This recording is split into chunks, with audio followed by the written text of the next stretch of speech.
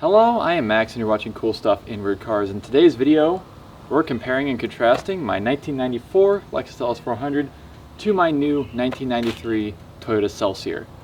And it's more than just being right-hand drive or left-hand drive. There's quite a few differences between these cars. So let's check them out. So we'll start out with like the exterior stuff, what's different between these two cars because of the different markets they were intended for. So, as you may know, maybe not know, the US has always had kind of weird regulations on headlights compared to Europe and Japan. And these cars show that very well. Over here on the LS400 you have, I think they're both glass. But over here on the LS400 you have a completely different headlight and fog light assembly. On the Japanese car, it's actually all attached. I think there's a crease there, but the actual headlight and the fog light are one piece. I don't know why that is. I don't know why they didn't just make different housings, but I guess they just kind of took the fog light out and just made a headlight that was US compatible. And of course, knowing me, I have to go over all the light related interesting things between these two cars, which I have the turn signals, the hazard lights on for both of these cars. And for the LS400, you can tell there's a light right here, and that's it. On this car, you have the light here, and you also have the side marker light, which on this car, it's not actually a side marker light. Since Japan didn't need side marker lights, they kept that to this light, which we'll show off in a second, and they made this a turn signal because in Japan, you're required to have a turn signal on the side of the car somehow in the front, or like at least on the front fender or in front of that. And on this car, it appears to be LED. I don't know if that's factory or not, but it's a nice feature. And so now you can see another interesting feature between the two different cars. Apparently in Japan, they didn't care about headlights and fog lights being on at the same time or anything like that. So you can actually have the marker lights on with the fog lights. And including, you can have the headlights on, as you can see here. I think that's right, yeah. You have the headlights on. And as you can see, I have the brights on right now in this car, and it doesn't care at all that the fog lights are on as well. On the US spec cars, you had to have the headlights on to have the fog lights on, and you cannot, if I were to turn on the high beams, the fog lights turn off. And we're not quite done with the lighting quirks yet. As you can tell, on the back of the LS400, you have a third brake light in the back window. In this car, it's the same thing. But the difference is that the one on this car is like this wide, and the one on the LS400 is only about maybe 6 inches wide. I have no clue of why. You can tell there's still a subwoofer in the back of the Celsior, the same as the LS400, which is basically how they, size the brake light on this car. But this one has like some vents or something on the back of it, and who knows why they made it so much wider, but they did. And for the last thing I really truly noticed on the outside of these cars that are different, you can tell there's an antenna. It's not really an antenna anymore because it broke off, but there's an antenna right here on the LS400. On the Celsior, I don't know where the antenna is. I actually have no clue. It might be something in the back window because I know this one had the car phone, so it has a little car phone thing in the center of the back window here. But and it has less lines going across it on the top for defrost. But I actually do not know where the antenna is on the Celsior at all. I don't know. It doesn't have one in the same spot. And actually, one more tiny thing before we move on to the inside. You could tell the license plate, it's a different size on Japanese cars. It's like thinner, I think. It's not as tall, but the bowl holes are actually in different spots from the American market cars. All right, and so moving on to the inside of the Celsior here, there's a few things that are different, besides, of course, the whole steering wheel on the opposite side of the car thing. Starting off with the gauges. They have like a different, well, they're not like a different font, but of course it has a 180 km/h speedometer, which is very different from the 160 mph speedometer that the LS400 has. But other than that, the temperature and fuel gauges are on the opposite side. So I find myself looking at the temperature gauge, thinking I'm half full on gas, when in reality it's just the car running at its normal speed. And there's a few other interesting things based on options. Now, the Celsior has a lot of different options that you could get, and it also has a different base model spec as the LS400. Pretty much, this car has a manually telescoping steering wheel, which is something I believe you couldn't even get on the LS400. It was always powered both telescoping and tilting, but of course it does have a tilt steering wheel as well. It has an auto air purifier, which smells like old people house to me. I don't know why. I'm not actually entirely sure of where it comes from, or I think it's in the glove box here actually. Then you change it out, but it's something interesting. Of course, in the center stack you do have the climate control and the radio. Interesting thing here is that they're reversed. So the power button, the volume button on the radio is on the opposite side from what it is in an American spec car, and it's the same with the climate control. The off button is on the right side instead of on the left side, and everything's basically just mirrored.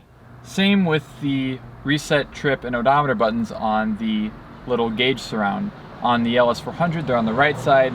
But going back to the whole options thing, of course the LS400 did have an option of a CD changer, which mine has, but you could get it without it. Radio's not really crazy different at all. The climate control is pretty much the same, other than the fact that this one has the interesting little button that sends more air to the back, if you'd like to do so.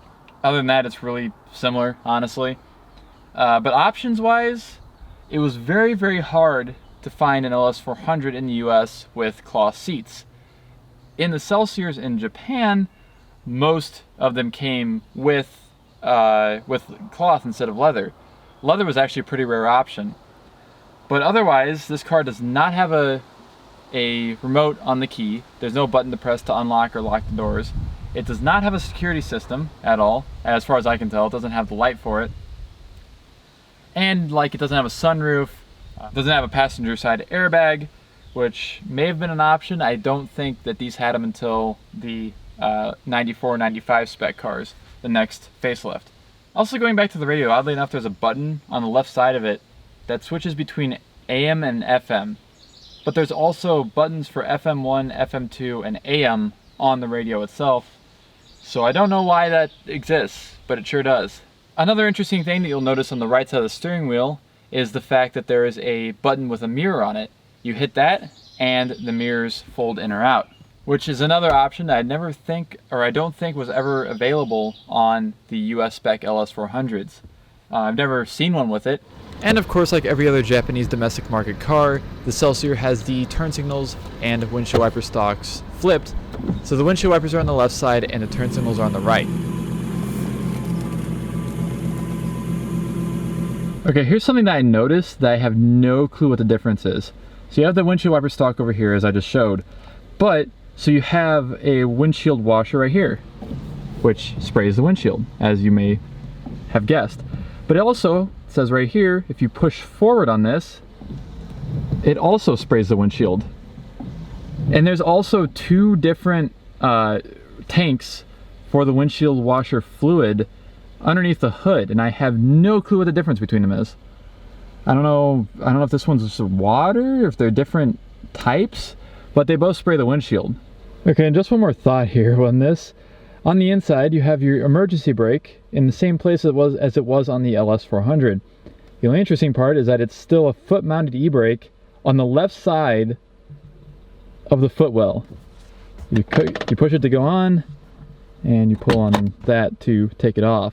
I also don't know if LS400s were available without a power rearview mirror like this.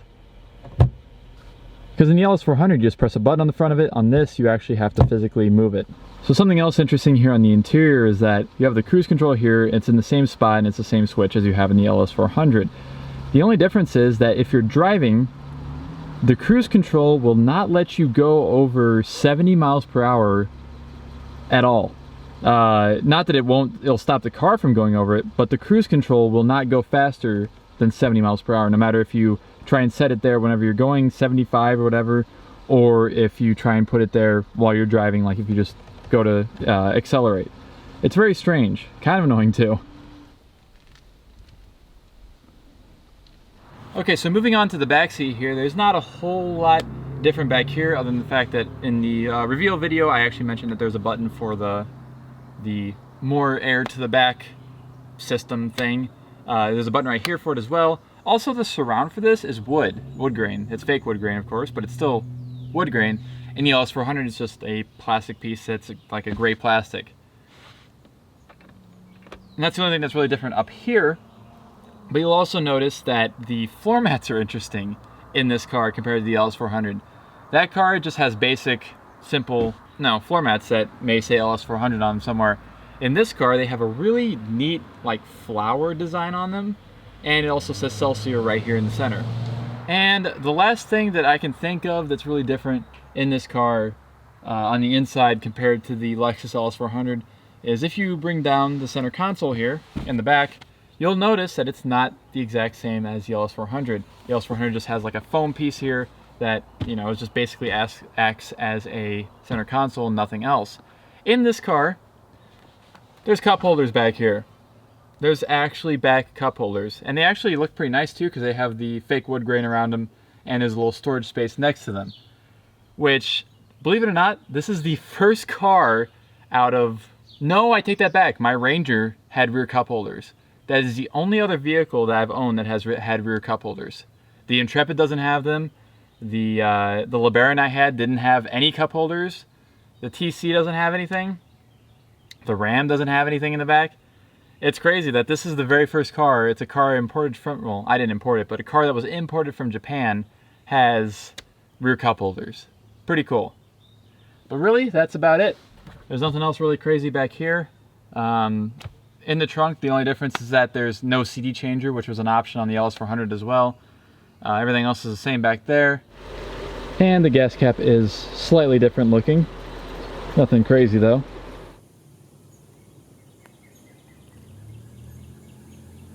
And of course, under the hood here, the LS400 and the Celsior do share the exact same 240-ish horsepower 1UZ FE engine. Of course, as you can tell, this one does not have traction control because that does not say track on it, or it'd say TRC because that's what they said in Japan. Another interesting thing, right there, that's the only spot where the VIN, I could find the VIN on this car, strangely enough. And also, as you can tell, there's the extra windshield washer fluid reservoir down there, and then there's the other one right there. Still have no clue why there's two different ones. Thank you all so much for watching this video of comparing my 94 LS400 with the JDM equivalent pretty much of it, and I hope you found it interesting because I sure do. There's a bunch of just weird random stuff that's different between these cars.